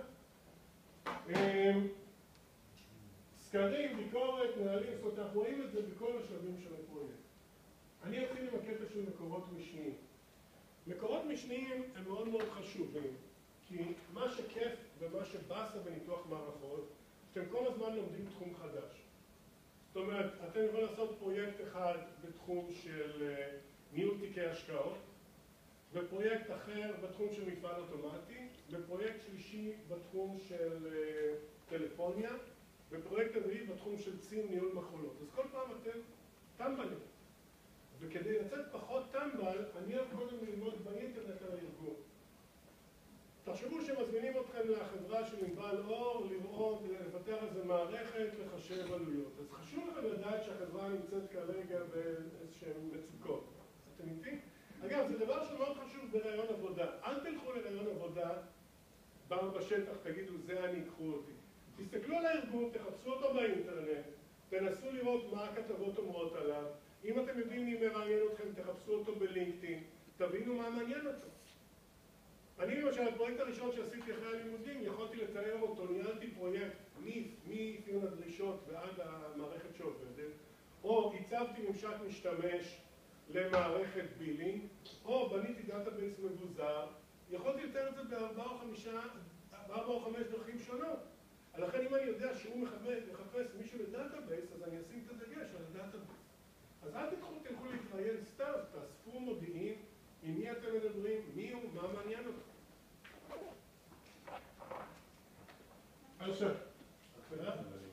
אז מה מעניין אותי? אז יש את האתר של הארגון שחקנים בארנה, אז אם אני לומד על קוקה קולה, אני יכול להסתכל מה פפסי קולה אומרת עליהם, מה ארסי קולה אומרת וכו'. תקשורת, דן ברדסט. דן ברדסט זה ארגון שהקטע שלו זה לאסוף מודיעין. זאת אומרת, נגיד אתם רואים, יש לי פה מערכת תוכנה לארגונים של קטנים, של 30 עד 50 אנשים. ודן ברדסט זה כמו ספר טלפון של ארגונים, ואתם רואים את כל הארגונים של 30 עד 50 אנשים, ואתם יודעים את הטלפון של למי להתקשר. זה המומחיות שלהם. אותו דבר סטנה לפורה. האום זה ארגון שלא עושה כלום, אבל הם אוספים המון מחקרים. פעם יצא לי לעשות פרויקט לחברה שהייתה לה בובה מדברת. והדהים אותי להסתכל בספרים של האום, ולראות שיש להם על כל מדינות העולם משהו כצעצועים, כמה הוא ריכוזי, כי אם אתם רוצים להשיק בובה במדינה שיש בה רשתות גדולות של חנויות כמו טויז אר אס, זה נוח לכם מאשר ללכת לחנות. אתם איתי? נוח לי שיש לי איזה רשת אחת שתפיץ אותי לחצי מדינה, מאשר ללכת לחנות שלו, לחנות שלה וכו'. והיה להם אפילו נתונים על בובות מדברות. זאת אומרת, אתם יכולים מתוך המחקרים שלנו למצוא הרבה דברים. משרדי הממשלה, אגודות סחר, יש ארגון הייצוא, שגרירויות בכל מיני מדינות. אתם רוצים עכשיו להכניס את המוצר שלכם לסין, אז יש נספחת כלכלה, כמה נספחים כאלה בכלכלה בסין, שיכולים לעזור לכם להכיר ארגונים של ספרות מקצועית, קטלוגים, תערוכות. אתם רואים בגני התערוכה, יש כל כמה זמן תערוכה כזאת של ציוד משרדי וכו', כתבי עת ומודיעין עסקי. עכשיו, לכל ארגון יש את הדוחות שלו בסיכומים תקופתיים. כל ארגון שנבחר צריך כל רבעון להוציא דוח כזה. הדוח הזה גלוי, כי הוא מיועד לאנשים שאולי יקנו את המניות של הארגון הזה. הוא אומר, האם הארגון מרוויח, האם הארגון מפסיד, סטטיסטיקות, דוחות תכנון קודמים. תחשבו שאני מזמין אתכם לתכנן עם מערכת, ולפניכם כבר היו 5 אנשים שבאו לתכנן. משהו דפוק אצלי בארגון, מעניין לדעת למה. נהלים בהוראות הפעלה, חשבוניות, פניות ותלונות, זה שיחסי ציבור וביקורת פנים. רוב המסמכים שאתם תראו הם יהיו חיוביים. בדרך כלל אני מדווח על המחירות ועל דברים שקורים. כדי לגלות מה דפוק בארגון, תסתכלו על תלונות הציבור, תסתכלו על ביקורת פנים. אני פעם עשיתי פרויקט לעילית, יש לעילית קלסר שלם, מלא מכתבים, מכתב שאני זוכר אותו עד היום, ילדה שהיה לה בת מצווה והזמינה את החברות שלה הביתה ופתחה ממתקים של עילית ויצאו משם חרקים ודרש לה את הדף מצווה. אני עד היום זוכר את זה בתור סיפור כזה של פניות ותלונות. אף אחד, בשום מסמך רגיל של הארגון, אתם לא תראו דבר כזה. לכן שווה לכם להסתכל על תלונות של הלקוחות. גם זה שעוד לא התחברת נגיד לפלאפון, את כמעט לא תראי איזה מסמך רגיל, אלא אם כן יש תלונות ציבור שרואים איך זה ייתכן. אותו דבר ביקורת פנים. יכול להיות שפלאפון יש להם מבקר פנים, שיבוא ויגיד איך יכול להיות שלא התאוששנו מהבעיה בצורה יותר טובה. אז היתרונות זה אמין, זה לא מפריע לפעילות שוטפת, אני לא יוצא טמבל, והחסרונות, אני לא תמיד יודע מה חשוב ומה לא חשוב. בואו נצא להפסקה. חשוב להבין אותו לגבי סוף מידע. אני מגיע לתחום חדש, נגיד נחשוב על הלוטם הזה. שלב ראשון אני לא יודע כלום. אני בצבא הייתי בכלל בצילום אוויר, אז לכן בכלל לא... כל הקטע הזה של מחשוב בצבא זה לא היה התחום שלי. אז שלב ראשון, אני עושה ניתוח רחב, רדוד ולא מובנה. עכשיו, שלב ראשון שאני לא יודע כלום על הארגון, אני פשוט מדבר עם אנשים, מנסה כללית להבין איפה אתם, מה אתם אוהבים, מה אתם לא אוהבים, אבל אני פתוח לגמרי. אגב, דוגמה לרעיון לא מובנה, אם אתם זוכרים שהייתם מועמדים לפני הגיוס, שלחתם לבקו"ם לרעיון, אז זה דוגמה לרעיון שהוא פתוח, ושאני בעצם מנסה להבין איפה אתם שרוטים, מה הבעיות שלכם. זאת אומרת, זה השלב הראשון. שלב שני, שאני כבר מבין בערך מה הסוגיות הבעייתיות, אז עכשיו אני עושה את זה, שלב שני, זה צר, עמוק ומובנה. זאת אומרת, אני מזהה נניח שני תחומים שאני רוצה להתעמק בהם, ואז אני עושה את זה בצורה מובנית. ובאיסוף מידע? כן. עכשיו, אני מגיע לארגון חדש, מזמנים אותי לקוקה קולה, אומרים, אנחנו רוצים, אנשים מצאו בתוך פחיות קולה ג'וקים, אנחנו רוצים להפעיל מערכת שתזהה שהם ג'וקים בתוך הפחית. אני לא יודע כלום במפעל של קוקה קולה. אז שלב ראשון מדבר עם אנשים לרוחב, רק כדי להבין איפה הבעיות, מה קורה, מי נגד מי, למפות את הסיפור. אחרי שאני אומר לעצמי, אוקיי, אני מבין שאלה שני תחומים בעייתיים, פה אני אתעמק. בסדר? אז מה קורה ברעיון? אחת הנקודות החשובות ברעיון תמיד לעשות את זה טופ דאון. המשמעות של טופ דאון אומרת כזה דבר. תחשבו על ההיררכיה של אנשים פה במכללה. אם אני קודם כל אראיין את המנכ"ל, אז כל הסמנכ"לים ירצו להתראיין אצלי, כי הם ירצו לדעת מה קורה, מה העניינים וכו'. יתראיין אצלי הסמנכ"ל, האלה שמתחתיו ירצו להתראיין. זאת אומרת, תמיד חשוב בשלב ראשון לדבר עם הבן אדם הכי בכיר שאתם יכולים לגשת אליו. זו נקודה מאוד חשובה. כי גם אם אתם מגיעים לארגון במערכות מידע, אתם יכולים להגיע לאיזשהו סמנכ"ל טיפול או זה, תמיד תלכו להכי בכיר שאתם יודעים. אם לעומת זאת, אני מנהל משמרת, ואתם באים ומראיינים שם את הבחור שמטאטא את הרצפה, אז אני מניח שאתם מתעסקים בשטויות, אתם לא בסדר העדיפויות שלי. אתם מבינים את הקטע הפוליטי הזה? תמיד תעשו טופ דאון. דיברתי עם הבוס שלי, אני מת לדבר איתכם. דיברת עם מישהו ששלוש דרגות מתחתיי, אתם לא זה. הקטע שלא לדרג על מנהלים אומר כזה דבר. התפקיד של התהליך הזה זה לאסוף מידע. אבל, אז נניח שיש לי 5 מנהלי משמרת. ראיינתי 3 מתוכם, 4 מתוכם, אני מבין מה הסיפור. אין לי זמן עכשיו להתעסק עם ה50. זה רע מאוד. למה זה רע מאוד? כי הוא בטוח, הוא לא חושב שסתם התעצלתי, הוא בטוח שיש סיבה. אולי אני יודע שעומדים להעיף אותו. אולי הוא נחשב טמבל. אולי הוא ישר יהיה נגד המערכת, הוא יבין שהמערכת אומרת לדפוק אותו. ולכן, אף פעם אל תעשו, נגיד, תראיינו 4 וה5 תגידו, יאללה, אני כבר יודע מה הוא יגיד. תעשו איתו רעיון קצר. אחד הדברים החשובים, בהתחלה הייתי מראיין כל בן אדם שעה. עכשיו, יש אנשים שלראיין אותם שעה אפשר למות מזה. יש אנשים, לא נמצא לכם פעם שהם שושטים את האנרגיה מתוך החדר. אז לכן, אפשר לראיין אנשים חצי שעה. ואם מישהו אומר זה, אני אומר, תראה, אני מצטער, פישלתי, אני תם על זה, יש לי רק 10 דקות. 10 דקות שצ'קתי, הלכתי, הוא יודע שהקשבתי למה שיש לו להגיד. זה לא משנה מה אני אעשה עם המערכת. הוא יודע ששמעתי אותו, הפנמתי את מה שהוא עושה, ולכן הוא לא בהכרח נגד המערכת שלו. ברור, תחשבו בצורה פוליטית. מה אנחנו יודעים לדבר על סוגים של רעיונות? אז אנחנו רואים, בשאלות אנחנו יודעים סגורות ופתוחות. שאלה פתוחה זה נשאל אתכם, אוקיי, אז מה אתם אוהבים באתר של המכללה? מה אתם שונאים באתר של המכללה? מה אתם חושבים? שאלה סגורה זה מה שאנחנו קוראים שאלה אמריקאית. זה למשל דוגמה לשאלה סגורה. נגיד שאלה 15, ואתם יכולים או לבחור אחת אני מאוד אוהב 5 אופציות. למה אני אוהב 5 אופציות? כי אני שואל אתכם, מה אתם חושבים על האתר של המכללה? 3, בסדר?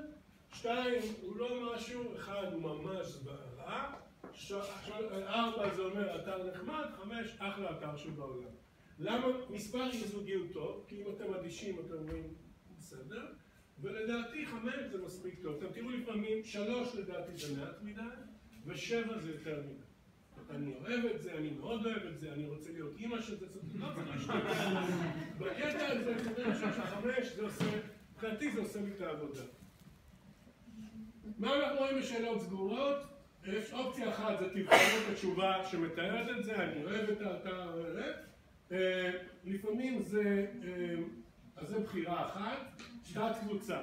מה הם 3 הדברים שאתם במיוחד מפריעים לכם באתר של המכללה? אוקיי, זה תת קבוצה. מה הם 3 הדברים שאתם במיוחד שונאים באתר של המכללה? דירוג. תמיינו את הדברים שמפריעים, יש 10 דברים שמפריעים, זמן תגובה, מבנה של האתר, הצבעים, הגודל של הפונט, דברים כאלה. תמיינו את זה מי העיקר לטפל, זה המשמעות של סדר. או תיתנו ציונים, תגידו, זה לדעתי העיצוב הוא 10, הזרימה היא 3, תיתנו כאילו ציונים לכל אחד ואחד מהמקים. אנחנו נראה את זה אחרי זה, אני אראה לכם תוכנה, יהיה לכם תרגיל עם תוכנה לעשות. החוכמה בקטע הזה זה לצמצם את המטען הערכי. זאת אומרת, אם אתם יודעים, יותר לכם דוגמה, במשובים של קורסים, אחד הדברים שאני רואה זה שבמשוב אחרי הקורס יש, לא יודע, נגיד יש 8 שאלות או משהו כזה. אז אם מישהו ממש אהב את הקורס, הוא נותן 10 על כולם. מישהו ממש שנא את הקורס, נותן 0 לכולם. אבל יכול מאוד להיות שהמרצה גרוע, אבל הקורס הוא קורס חשוב. או יכול להיות שהנושא הוא נושא מעניין, אבל הדוגמאות לא היו טובות, או משהו כזה. אז בזה שאני הופך את זה, זה לא תמיד שאני יודעים 5 זה טוב, אלא אתם צריכים להסתכל על שאלה, אתם אומרים, אוקיי, המרצה הוא דרג, הנושא חשוב, התרגולים לא מוצלחים, התוכנה הייתה טובה.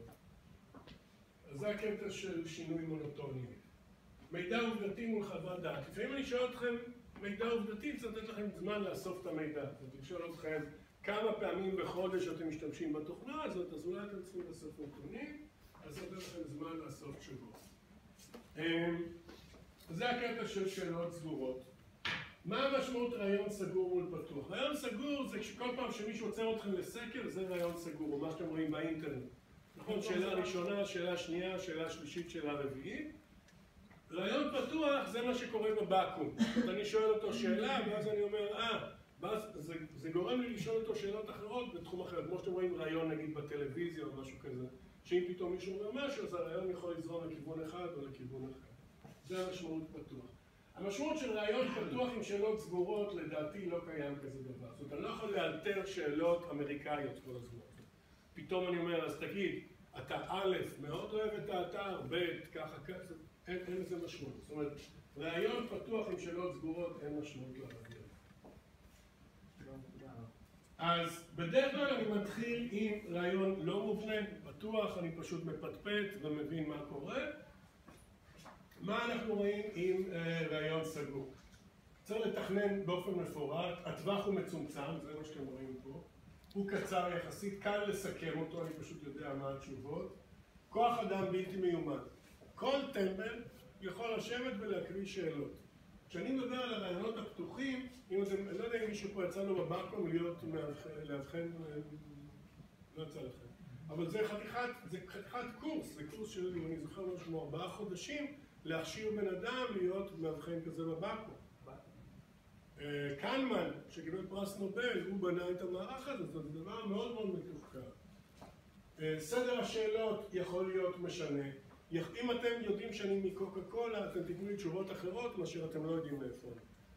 זאת אומרת, אתם יודעים שאני מקוקה קולה. קנמן בעצמו אמר זה לא יהיה לי. סליחה? קנמן בעצמו אמר זה לא יהיה לי כל מה שהוא בנה לצבא, גם מה שהוא מלמד בחור קצינים וגם מה שיש ברעיון בבקו"ם.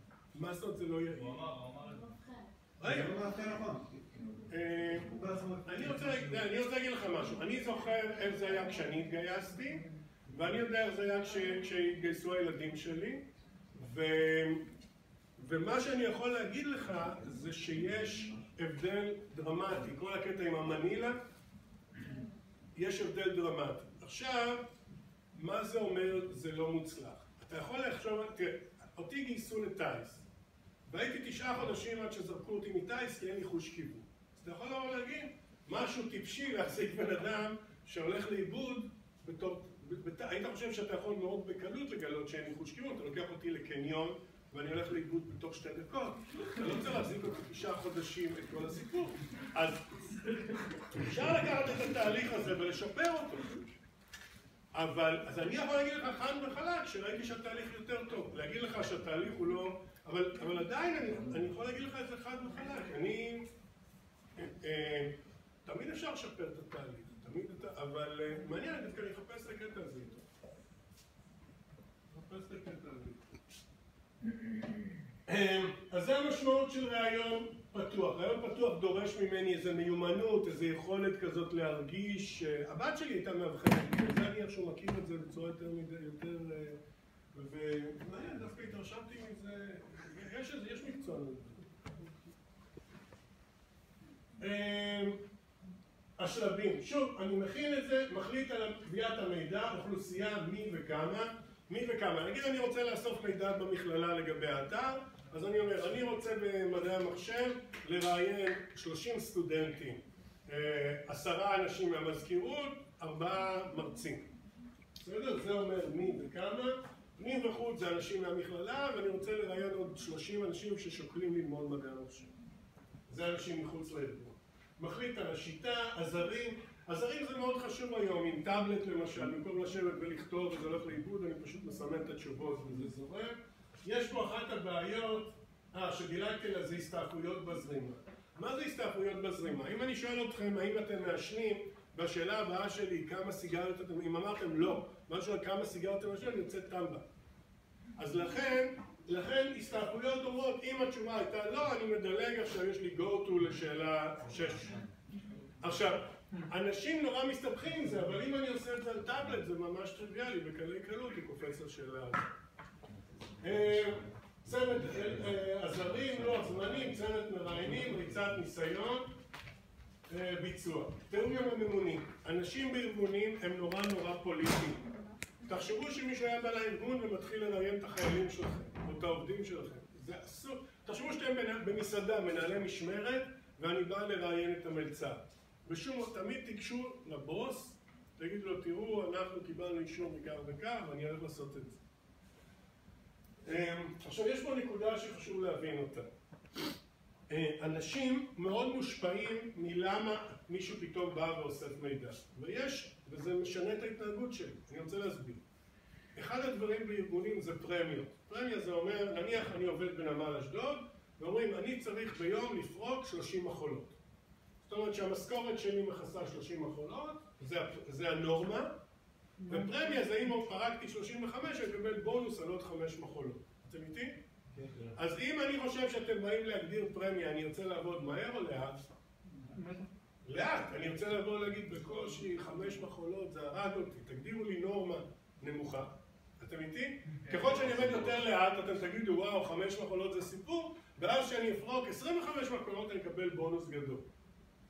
אם אני חושב שאתם באים לראיין כדי לפטר אנשים, אני אעבוד מהר כדי להראות שאני זריז ויעיל ושתפטרו אותו. זאת אומרת, ההתנהגות שלי מאוד מושפעת מזה שפתאום מישהו חיצוני מסתובב פה ומתחיל לרשום דברים או לדבר עם אנשים.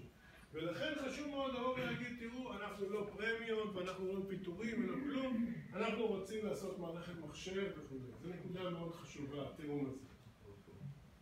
התאמת שאלות לאדם. זה הגיע אותי לשאול את השומר בשער איך אתם מחליטים לפתוח תוכנית לימודים חדשה. זאת אומרת, חשוב לדעת עם מי אתם מדברים ולשאול את השאלות שהן רלוונטיות לנושאים שלו.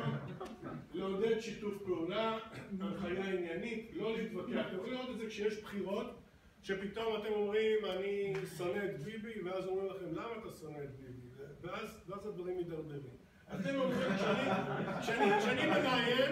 כשאני מראיין, אני טפלון.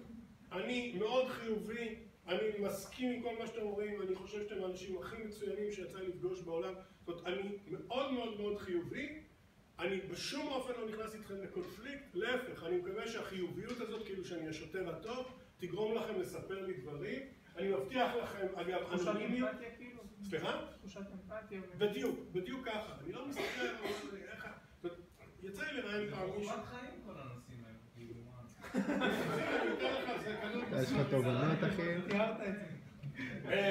אתן לך דוגמה, אני ראיינתי לחברת סלולר בן אדם, סמנכ"ל בכיר בחברה שהסביר לי שהוא מחזיק את החברה בביצים. שברגע שהוא ילך הביתה, המערכת שהוא אחראי עליה תתמוטט. עכשיו, וואו, בן אדם הזה עבריין, אבל לא אמרתי לו, וואו, אתה עבריין, אלא, איזה מגניב, אז מה, אתה תלך, אני סמרטוט לגמרי, אני זורם עם הבן אדם כמה שרק אפשר.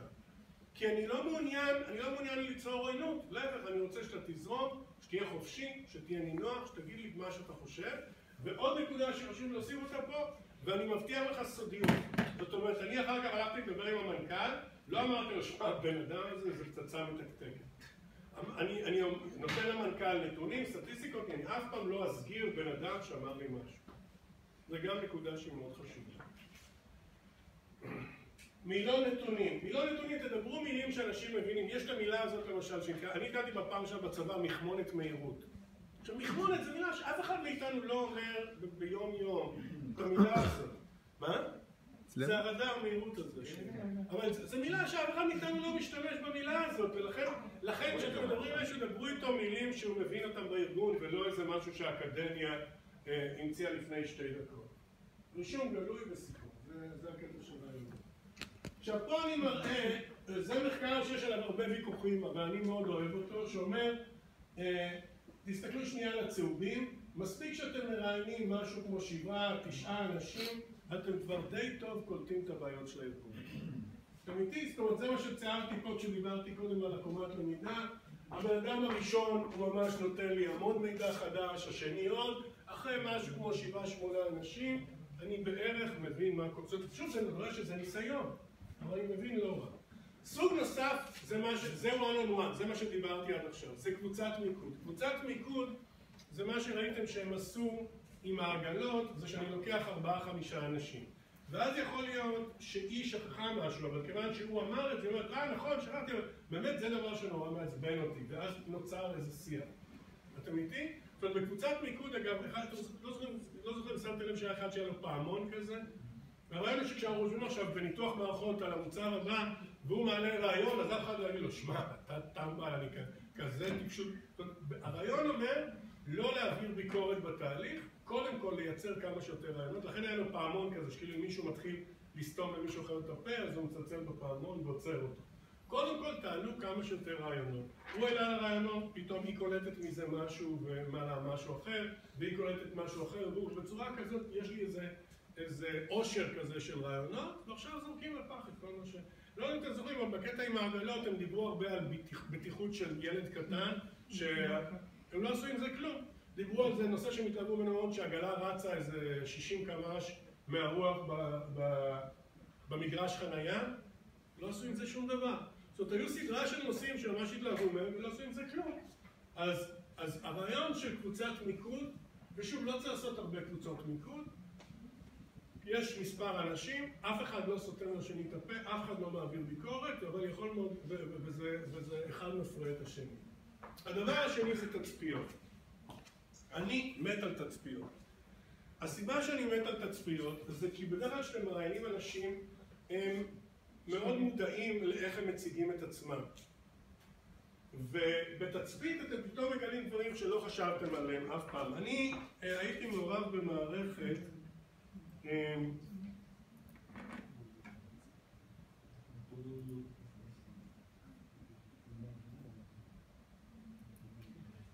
מה שרואים במערכת הזאת, זאת מערכת הנשמה. עכשיו, רוב מערכות ההנשמה, יש בעצם 2 שיטות נפוצות של הנשמה. אחת זה עם טובוס שמכניסים צינור דרך האף, לא יודע אם ראיתם מישהו שהכניסו לו צינור כזה הנשמה, ויש עם זה המון בעיות. קודם כל, זה נמצא לי פה בגרון, אני לא יכול לאכול, אני לא יכול להוציא ליחה, במיוחד במחלות כמו סיסטיק פיברוזיס, שאנשים יש להם המון ליחה, קשה לי מאוד להוציא את זה. אנשים שחולי איידס למשל, הצינור הזה גורם להם למחלות, ויש שיטה אחרת שזה ג'ט, שאתם רואים על האף ממכשיר כזה שמכניס אוויר לתוך האף, והאוויר בורח ומייבש את העיניים. זאת אומרת, אם אתם מנשימים מישהו הרבה זמן, זה גורם לעיניים להתייבש. אתם איתי תחשבו שכל הזמן זורם פה אוויר.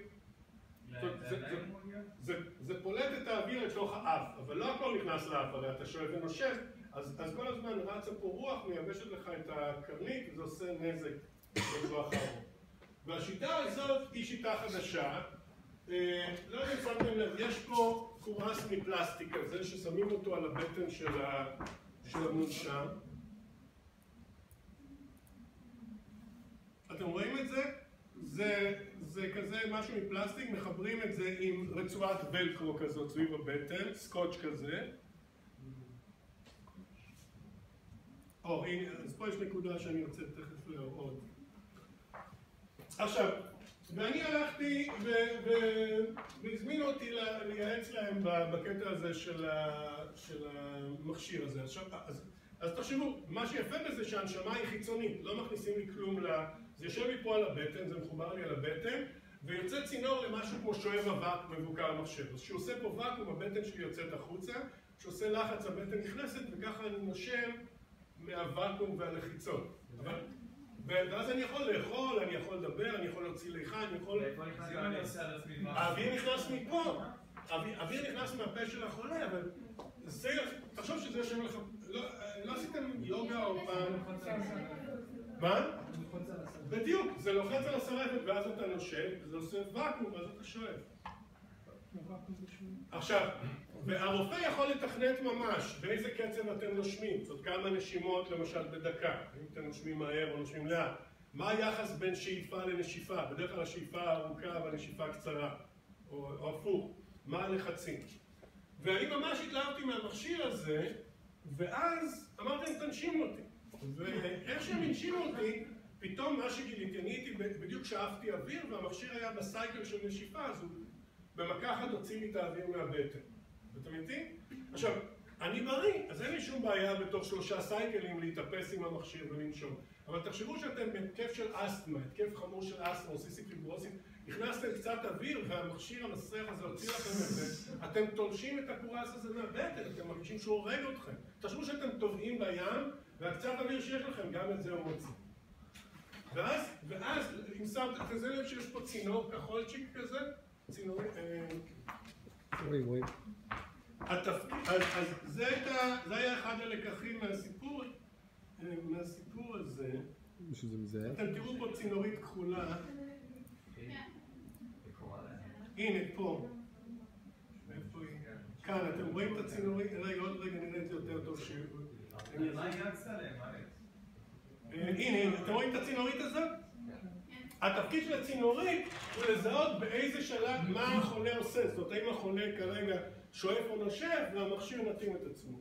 אני אצלי להם בקטע של זה ההנפקה של החברה הזאת בבורסה בלונדון. זה היה פרויקט ממש חמור. כסף טוב? טוב של כסף, בגלל זה אני עושה עכשיו הכל בחינם.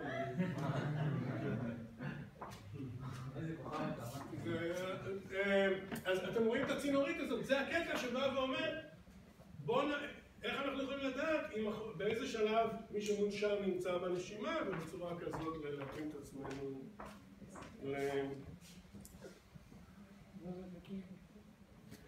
אז לכן אני מת על תצפיות, מת על זה. אנחנו רואים כללית תצפית סטטית ודינמית. תצפית סטטית, תחשבו שאתם הולכים לעירייה לקבל תווית חנייה, תצפית סטטית אני יושב ליד הפקיד ורואה מה אורך התור, אם אנשים עצבנים, לא עצבנים, כמה זמן הם מחכים וכו'. תצפית דינמית, איך שהוא מגיע לבניין העירייה אני נטפל אליו וזורם איתו, אני רואה אותו הולך לאיבוד, מגיע לאיזה פקיד שאומר לו תעוף מפה, ואפשר לעשות את זה פיזית, שאני ממש הולך איתו, אפשר לעשות את זה עם צמיד ושאני מתקין בתחנות פה משדר ונותן לו קופסה, ואז הקופסה רושמת איפה הוא נמצא בכל פרק זמן. אתם איתי? אז בצורה כזאת התצפית אני לא ממש צריך להידבק אליו, אלא אני יכול לקבל את הקופסה ולנתח את הזרימה שלו בבניין. עוד דרך לעשות תצפית בלי ממש לעשות את זה, זה באמצעות מצלמות אבטחה. למשל בסופרמרקטים אנחנו מאוד אוהבים לעשות, יש מצלמות אבטחה, ואז אני יכול לראות בקופות את אורך התור, אני רואה אותו מגיע לקופה עם עגלה מלאה, רואה שם התור, עוזב את העגלה, הולך הביתה. זה סוג הדברים שאני רוצה לראות אותם כדי לנתח את הדברים. או שיחות מוקלטות. בדיוק, מוקלטות בדיוק לשיפור השירות. אז זה הקטע של סטטי ודינמי. אונליין זה התהליך בעירייה עובד רגיל, אופליין אני בונה תהליך חדש. כן. לא הבנתי מה זה דינמי, מה ההבדל בין זה? תראי. כשאני יושב פה נניח שאת הגעת למכללה, ואת מחפשת איפה נרשמים נניח. בסדר? עכשיו, אם אני יושב ליד הרישום, אני רואה אותך מגיעה, ואני רואה רושמים אותך, אני לא רואה שהתברברת, הלכת קודם לבניין של כלכלה, שלחו אותה, אז זה מראה לי איך עובדת העמדה, זה יותר מראה לי איך העמדה עובדת שם. אבל חשוב לי לראות את החוויה שלך. ובשביל זה אני רוצה לטייל איתך מרגע שאת מגיעה נניח לשער ולראות את ה... רגע, אתה מדבר על הקטע שאנחנו צריכים כאילו בתור חברה להזכיר כאילו, לתת לאנשים תפקיד כאילו שיסתכלו על אנשים, לא הבנתי. מאיזה פעם אתה מדבר על תצפיות כאילו? בוא נצא מתוך הנחה, יש לי תהליך ואני רוצה שהתהליך הזה יהיה כמה שיותר טוב. אז אם אני מסעדה למשל, התהליך שאני רוצה במסעדה שיהיה, אני רוצה למשל זה דבר שמדהים אותי שבארץ לא קורה. בארצות הברית אתה תראה את זה כמעט בכל מסעדה, יש בכניסה בר. נכון? בר? כן, כן, בר. למה יש בר? כי אם קבענו 5 אנשים להיפגש, ואנחנו הגענו שנינו ראשונים, אנחנו עומדים על הבר ואנחנו שותים בירות. ובינתיים אתם מגיעים ומזמינים יין או קוקטייל, ואז אנחנו נכנסים פנימה. איפה אני מרוויח יותר לדקה? בבר או במסעדה? ברור שבבר, נכון? יש למישהו ספק בזה? אז למה זה לא... מה? אתה טועה. לא, למה? אבל אם קבענו עכשיו שאנחנו 5 שנפגשים בבר בשביל תענית אסתר, אנחנו רוצים להוריד איזה שוטים, ואני... אז להפך, כל אני אומר לך, זה מודל שקורה, בארצות הברית אני מכיר אותו בכל מקום, אז אנחנו עומדים והוא מגיע, ולאט לאט מצטברת הקבוצה, ואז נכנסים פנימה. אז אתה רוצה שהתהליך יהיה כמה שיותר יעיל. אני רוצה להסתכל עליך ולקבל כמה שיותר מהארנק שלך בתהליך הזה. תלך לרק בשר, אוקיי? רק בשר, איך שאתה מגיע, יש שם מארחת שנותנת לך כוס יין, נכון? כבר אתה מבסוט, הנה קיבלתי יין, עוד דבר. אז כבר אתה עליז, אחרי זה אתה יושב על השולחן, אחרי זה אם לוקחת אותך, יש את העמדה שאתה בוחר את הבשרים. זאת אומרת, זה תהליך שחשבו עליו. ולכן אני מוצא, יש לי מדדים של התהליך הזה, כמו המדדים שדיברנו עליהם שבוע שעבר, אני שואל את עצמי, איך אני מוודא שכמה שפחות מכם נעלמים לי? איך אני מוודא שאני שותה כמה שיותר מהארנק שלך? וולט צ'ק. אז, טוב, בואו נמשיך עם זה שבוע הבא, צום נעים.